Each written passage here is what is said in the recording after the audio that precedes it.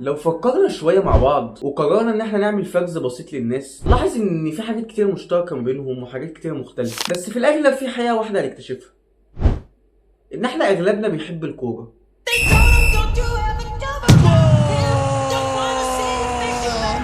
استفزه بلاتر فقرر ان يعاقب الجميع. وهي لعبة شعبية، انا ما عنديش مانع في كده، بس المشكلة في ان في بعض الناس ما تحبش خالص انك تقعد معاهم وتتفرج على ماتش كورة مثلا، ماتش واحد حتى. اه والله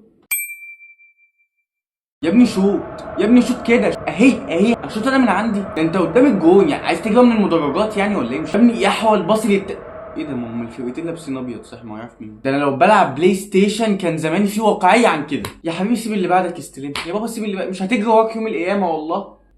مش عارف اعمل ايه. الو، ايوه مخصوم منك سنه لحد ما يجيبوا جون، طول الضغط وجابوا لي السكر وجابوا لي وجابوا جون. الو، انت في المدرجات هناك صح؟ اه، اوفسايد ازاي؟ شفت الحكم اللي لابس ابيض هناك ده؟ تجيبهولي وتربطولي على شرم الشيخ حالا. حكم مش لابس ابيض يا شيخ. بس تعرف صلاح المفروض ما كانش يروح طرابزون خالص على فكره. معلش بقى هنعمل ايه، هو نصيبه كده على فكره يا ابني. هم اللي ضغطوا عليه اصلا، هو ما كانش عايز، هو كان عايز يروح ريال مدريد اكيد 100%. ريال ايه؟ ريال فيه لعيبه اكتر من الفيفا، هيروح يعمل ايه هنا؟ هيلم الكور يا ابني؟ ده الملكي، قصدك الملكي. خليك انت كده، خليك مش فاهم حاجه. لو كان راح ده، لو كان راح بص كان هيبقى احسنها سنتر باك فيكي اوروبا. هو انت بتتكلم على مين؟ محمد صلاح بتاع العربي؟